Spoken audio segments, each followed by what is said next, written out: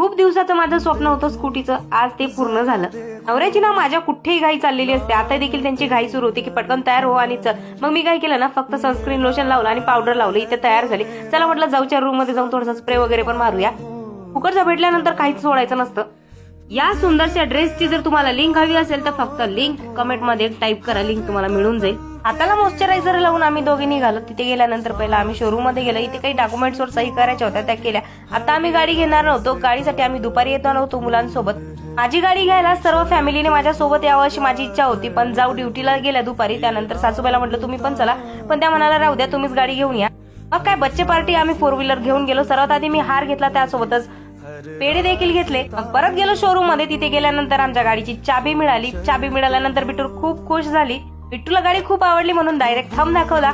दोन्ही मुलांना गाडी खूप आवडली, त्यामध्येच आम्ही समाधानी होतो. तर अशा पद्धतीने ही आम्ही गाडी घेतली. कशी वाटली तुम्हाला नक्कीच सांगा कमेंट बॉक्स मध्ये.